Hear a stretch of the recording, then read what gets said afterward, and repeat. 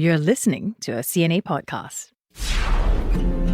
Now, a letter to myself with Joel Chua. Hi there, thanks so much for your company. Well, our guest today is a very well-known individual, so it's going to be a very brief introduction.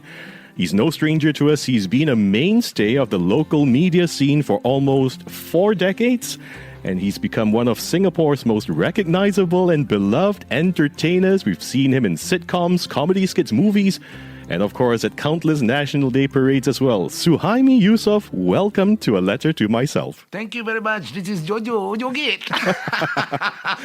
I didn't know you were going to get into character so quickly. Thank you, Joel. It's such a pleasure to have you here. Such a pleasure to meet the other counterpart of mine. So I'm Jojo Joget. Here's Joel Chua. So we have this Joe as a common ground to talk about right now. Now that you pointed out, growing up, my parents and my grandparents were, my nickname at home was Jojo. Oh, yeah. So what spot a on. coincidence. Life is interesting. Spot on.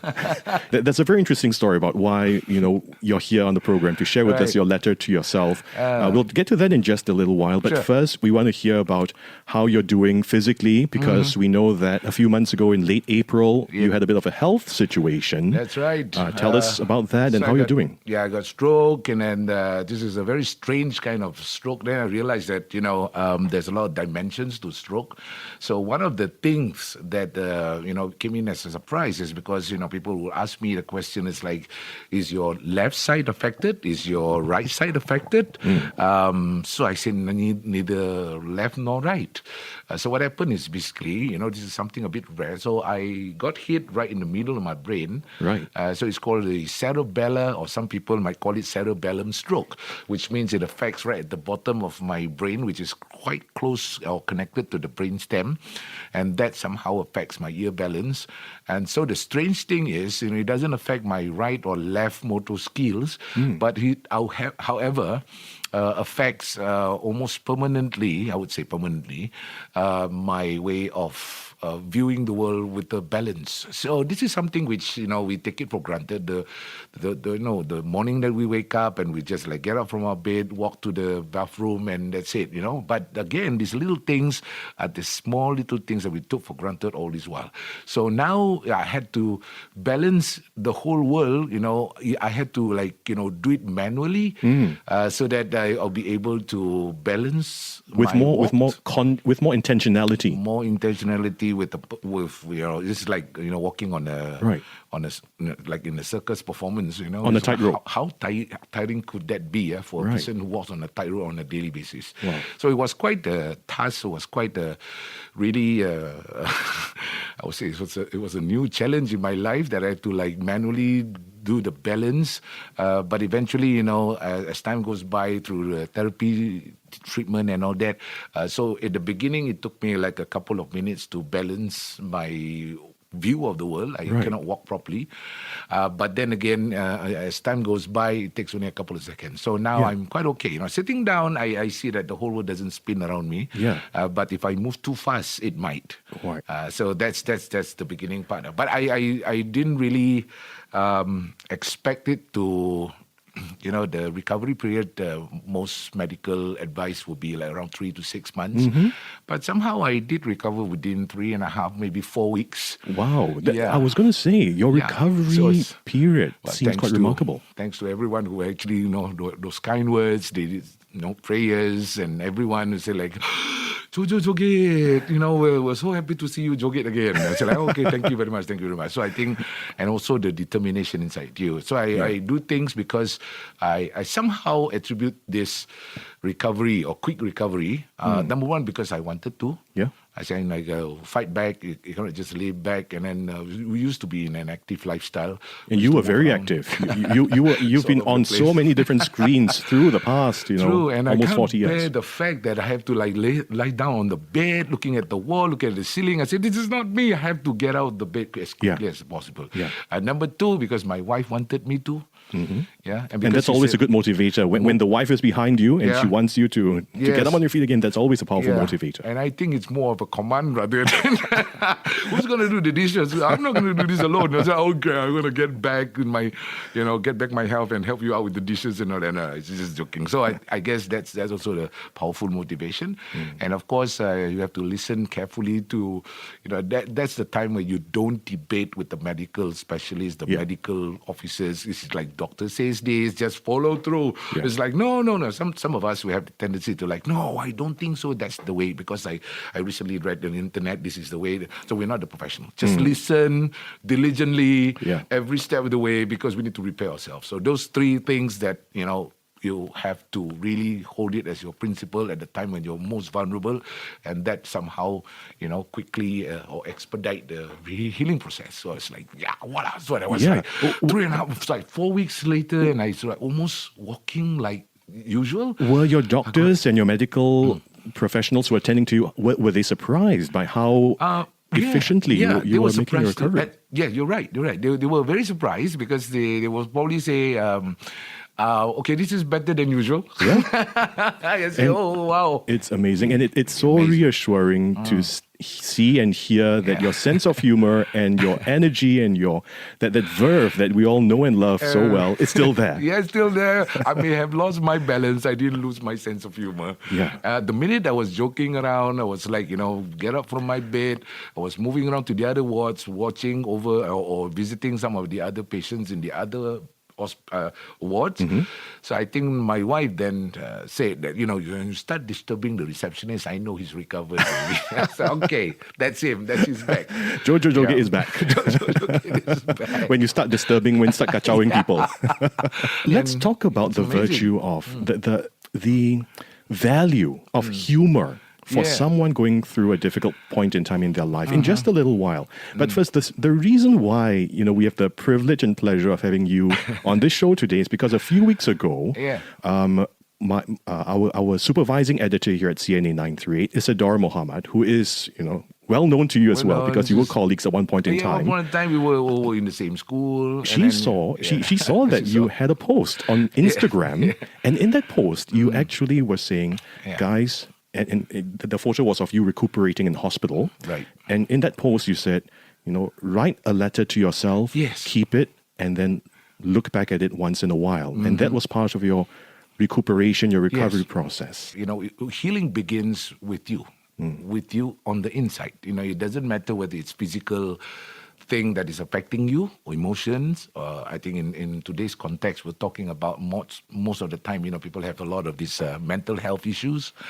But I decided to write something to myself. This has always been a little secret practice. Basically we have three types of lives. We have public life, we have a private life, and we have a secret life. Yeah. So secretly, I was always writing to myself. This is always a practice for you, writing to yourself. Practice. Whether it's a one-liner or a little one paragraph, it's always been something which I thought it would be a good thing to do. At the end, I don't know, being human, you just will somehow listen to yourself. No one can convince you of anything. No one can convince you of a belief. But, I always believe that you can lie to a person, but you will never be able to lie to yourself. So the first principle in life to me is you have to listen to yourself. And in order to do that, you have to take a lot of factors around you, learn a couple of things, be a bit more observant. So the input to you is very important. And so I said, I've been like making people laugh. I've been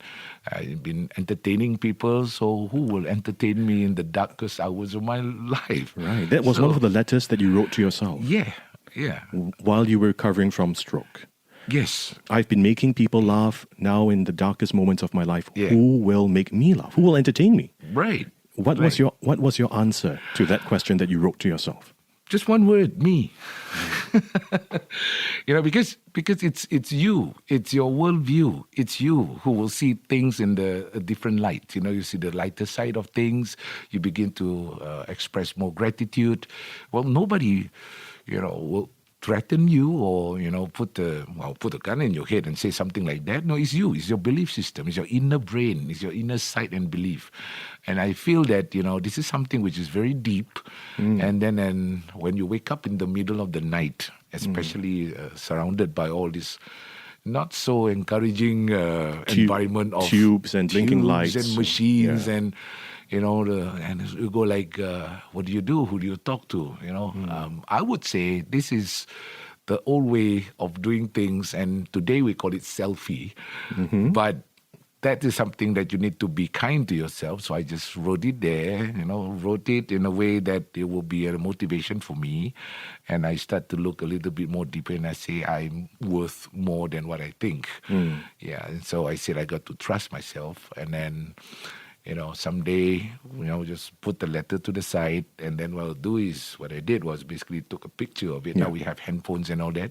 Yeah. And then I put it in a little section of my album, my personal file, and then, if I don't have the access to the letter, that I kept it in my secret vault, and I would just scroll down and take a look at the phone, and there I wrote something to myself, and I say there's nothing that beats you advising yourself, and this is through the experience of life. Yeah. And then say, And the next time where you saw that letter that you wrote to yourself earlier, when you read it, what went through your mind? What were your feelings?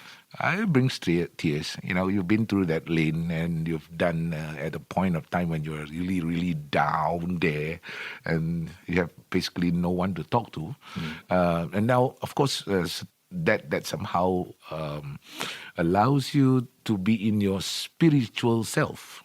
So there's no one else to talk to. So then, and sometimes when you read about certain things that you wrote, and then you advising yourself, and then you realize that life is very precious. Yeah. And that's the best kind of advice.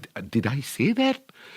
Did I... Wow. It's like, at the moment when you're writing, you're not thinking so much. But then again, you're doing some kind of a self-motivation. Yes. And then you just have to recall back certain memories and certain things that you've done. And you say, you've done this. You're not too bad after all. This is just one thing that happens in your life. And, if no one tells you that you're okay, then who will, right? So I just wrote it down. Okay, this one little glitch in life, but look at some of the amazing things that you've done. So, so because you're telling yourself, so that's not seen as arrogant or being proud. This is something just to remind yourself that you've done good things and great things. Self-awareness. Self-awareness, and in a sense, it also keeps you humble. Yes. You have more reason to appreciate of the things around you and especially the people around you. Yeah. And that somehow resonate, with especially the one who's very close to you. So I was telling my wife, you can be working as a general manager somewhere, CEO. So at the end of the day, when you're down and you're technically out, the real GM and the real CEO is actually your wife. Because nobody cares. I don't have my CEO coming over to my house, comforting me on a daily basis. I say, you're the real CEO because you're in charge now. I can't even move. And she'll be like, and, she will come over and she will sleep over at the hospital. I say, you're the only one. So apart from me, trying to comfort myself, and I say, I have to be positive in that manner. So I have to create this positive attitude. So I have to change this. And the gratitude and the appreciation comes in automatically. Yeah. Sometimes it's during the darkest moments of life that you find the gold, that you really appreciate where that glimmer is coming from. That's when you really can see it the most clearly. The most clearer. And it's always best to, when we want to refer to any information, we usually would do some research, read some books and refer to some references and all that. But why not document it with yourself, your own life. So it's like, this is my little, we used to keep diary when we were much younger. Yeah. Of course, the boys don't, but the girls, I'm always like impressed. It's all the times you have diaries. So today, I don't have diaries. I have a little journal that I kept within my own secret life that I will put it, these are the turnaround points, the game changer. So it does affect that. So I say, wow, And I'm very fortunate that I did that. And for those who have not gone to my Instagram or take a look at my Instagram, so the couple of words that I wrote to myself while I was at the hospital was, "Dear me, no one can make you sad if you don't want to be. And no one can ever make you happy if you don't want to be." Yeah. So that was the moment where I wasn't sure whether I'm going to stay in that condition forever, because no one knows what's going to happen. Because stroke is a no joke. Yes. It's a very serious ailment, and it's affecting a lot of us. And I'm not too sure at that point in time whether the medical team could actually dig me out of the hole that I went into. Yeah. So I said all hopes was almost lost at that moment. So I decided to actually wrote something while I could still write things. I'm not too sure at that point in time I'll be able to use my hands. I'm not sure which lane I'm going through. So I quickly wrote those things. Yeah, it sounds like the attitude of someone who's very self-assured, very self-sufficient. Have you always been this way? Like I mentioned, this dimension of my secret life. So when you speak these words to yourself, I don't see it as being selfish in that sense, but I'm just putting myself, it's like, I was imagining myself standing at the side there, looking at myself, and then writing this down. Because there's no one to talk to. I can't even share it. I absolutely won't want to share those words with my wife at that point in time, because that somehow will crash her hopes too. Right. You also had to consider the people who were there supporting you, even though you were the one in that situation, in the most vulnerable situation. True. And I was looking at her, and I decided to write it down, and I said, I've got to get up. I've got to do things. And I said, I'm not going to be in this sad state forever, because I'm going to do this for myself. And because I start with myself and using this letter to, encourage me to be self-motivated. And in the end, it's like, it's not just for me, it's for her. And it's for everybody else who have actually, come forward and give their support. So I was like, okay, I think I got to do this. I got to take a picture of this. And then I eventually, and I was thinking, I posted it weeks after I've recovered. And I said, I'm pretty sure at this point in time, as we speak, somehow, in the corner of a hospital, someone is feeling the same way that I felt. So hoping that, when they get to read this or they come across this, someone came across this post of mine, and they will give them some couple of ideas. And it's not just ideas, it's hope. Yeah. It's hope. And this is so important and valuable because stroke is, of course, becoming increasingly common in our society. I think it's something like 1 in 6 people at some point in time in their lives will experience a stroke. Yes. And it's not just themselves going through, but like you said, the family members. Who are also going through that ordeal. Yeah, and I met someone who's actually much younger than me. He was almost like half of my age. So a guy who's, I think, somewhere around 24, 25 years old, within the same ward. And when I got to move around and get to see him, it's like, you're young. I would never imagine at that age you got stroke. So straight away in my mind, I was like thinking, what's going to happen to his future? Certain parts of you were like, at that age, you're adventurous, you want to do a lot of things, you're building your careers and stuff like that. So I was thinking, it's like, whoa, what I went through is absolutely nothing compared to this guy. Yeah. So that's a concern, because it's like, what's happening to us? What did we do? What happened? The age has becoming even younger for stroke patients. Yeah. This is not fever. This is not something that we can, go away within the next 2-3 days. You're going to live this forever. Like how, you seen me like I've almost recovered, but I keep telling myself it's not 100%. And if I'm not careful, there will be relapse. Yeah. And the chances of relapse for a stroke patient is very high if you don't take care of yourself, if you think you are 100% healthy. Yes. So I have to consider myself that, no, I still need to really take care. I need to be careful with certain food I eat, certain activities, so I'm not normal. Yes, life has to change. After an emergency, a health emergency like this, life has to change. Has to change. And no one has to go through what I went through. No one has to go through what that 24-year-old or even 17-year-old kid went through. It's just that we need to tell this tale. We live to tell the tale. We survive. And you can avoid this. And, Yeah, this is this is something I think probably, it came in as a shock. I didn't know that it came in as a sudden attack, but I believe that there were little signs that I ignored. I didn't pay attention, and I thought it's like a normal thing. No one knows. But then again, one of the biggest things that you should do, just go for a health screening. Yeah. That was something I ignored. You never think it'll happen to you until it happens to you. Yeah. Suhaimi, when something like this happens, it's almost an instinct. And you've shared this very compellingly with us just now about how we tend to become more reflective, more introspective. We think about ourselves, our families, and perhaps even the things we did or didn't do when we were younger. Right? Yeah. We become more reflective. Right? I think I'm not going to just write a letter to myself. I'm going to write a book on this. I was going to say several tomes. If you could write that letter to your younger self, right, which is of course the premise of our program here. Yeah. If you could write that letter to your younger self, and you've been in this industry for a long time, almost 4 decades now. Yeah. What would you say? Oh my goodness. Okay. I wish I had that time machine. I wish I had that, watching this Back to the Future movie. I wish I had that car that can actually travel back through time and tell myself. And, back in those days, we're doing something similar right now in a studio, in a Conti.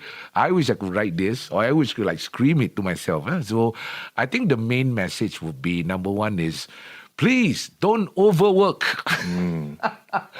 I was very excited when I came on board to this. It's very exciting. Media to me is my life. It's my passion. It's my not only bread and butter. It's the pumping of the heart. To me, media in overall, and that's the reason why I got involved in so many platforms, is because I just love the job. It's your DNA. It's my DNA. It's just like a footballer, if you ask Fandi Ahmad or you ask Cristiano Ronaldo, it's almost like a spiritual escapade for them, football. To me, media is that. Yeah. So, and the problem is, I tend to overconsume this. Right. I've been working, let's say in the younger days, I would say I'll be working almost 15 to 16 hours a day. And I won't go home. I will return home almost midnight, and then I'll be back on the studio around 5:30 a.m. So if I could write to myself, please don't do that. Please have a nice work-life balance, and nobody is forcing you. We don't blame everybody else in the world. Don't blame your bosses. Don't blame any authorities. No, it's you. Yeah. And you can actually have a proper... It teaches you to be more organized. Yeah. So I would say, dear me, don't overwork.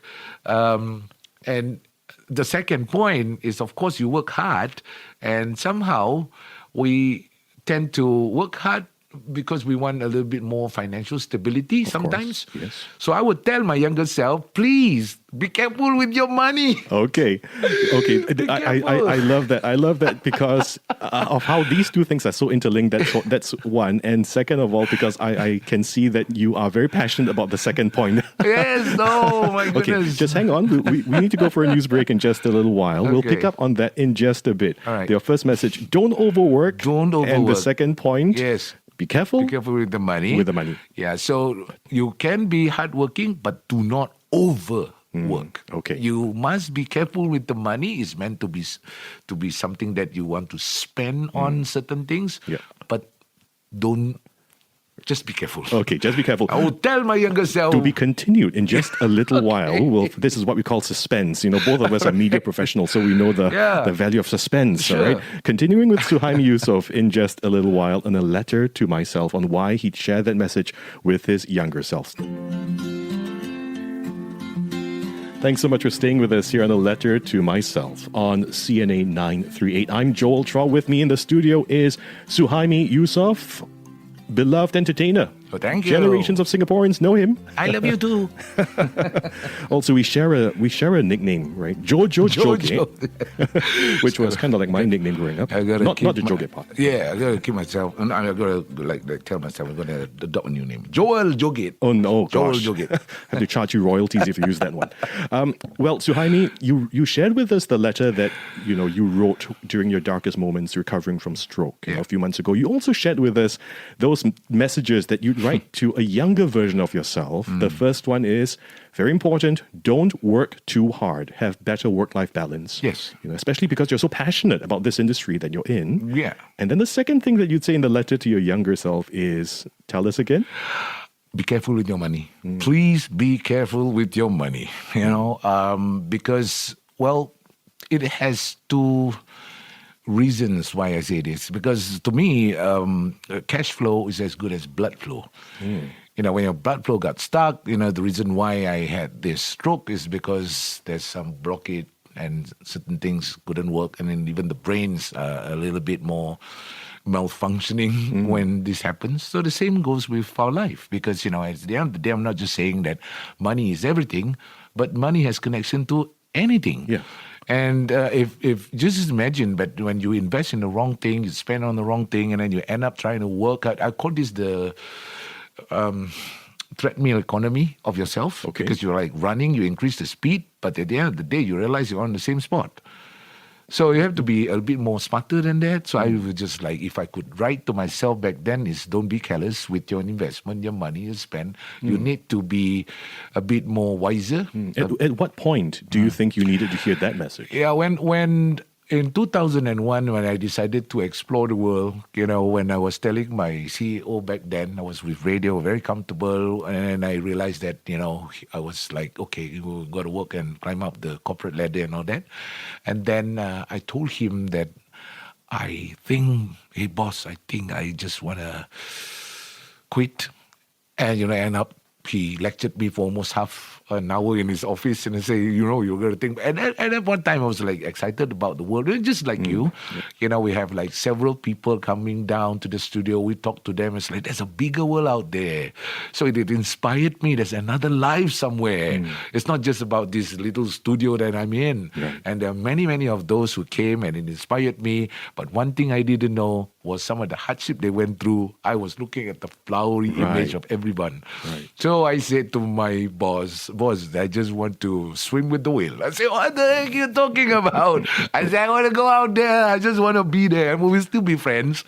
But then again, this excitement, excitement alone is not enough. Yeah. I wasn't financially wise at that time, I would say, because it's just an easy thing. I want to start to be an entrepreneur, and then I see opportunity, and I say, gung-ho, we see this opportunity, we require this capital, we invest in this, and we're going to get that dinosaur. But eventually you gobble yourself up and lost lots of money. 2001, that was the point in time, because Yes. we know that 2001 is when you came into TV as well. Yes. Right? So at the same time, living with Lydia. Living with Lydia, true. And I was like a little bit more confident because I had something else at the side, because I was doing TV. I went into TV a bit more deeper, a bit more projects, and I went, from the world of radio, now I went into TV. Yeah. So I thought like, okay, this could be my backup plans. But of course, just like anybody else, my younger self told me that I need to create as early as possible some safety network.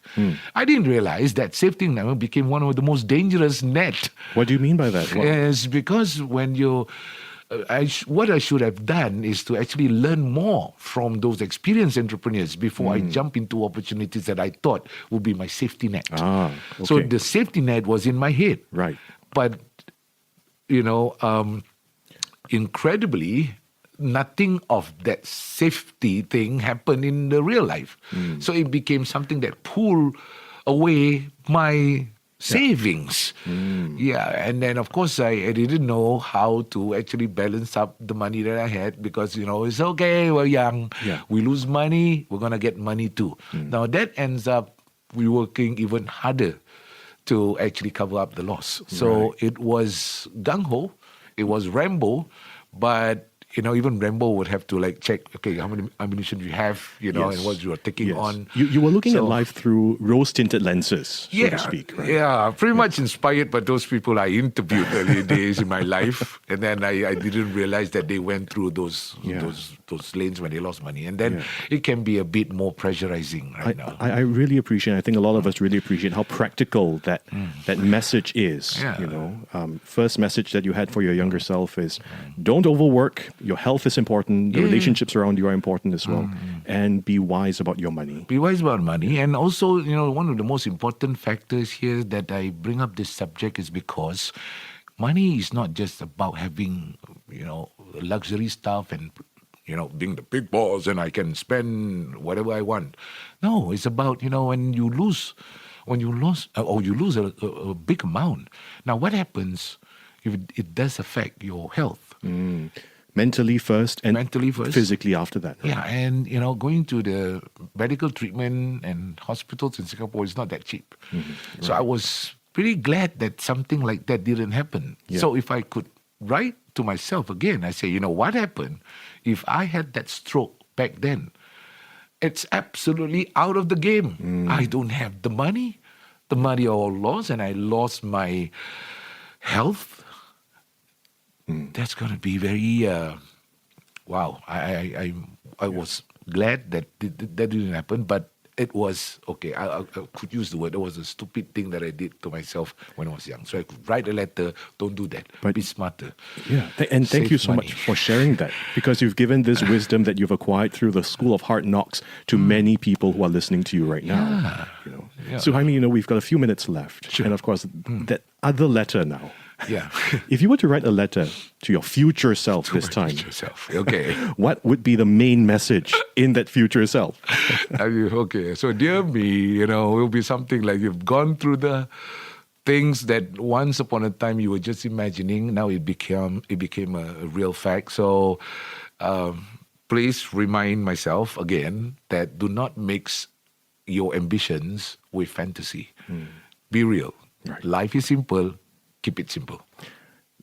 That is so poignant, Suhaimi, because we see you've got this public image, of course, as an actor, as a comedian. Your job is to help us imagine and fantasize. Yeah. Right? That's who you are as an actor. Yeah. But I love the fact that your advice is so grounded and so practical. Yeah, I'll be honest. The sun always shines on TV.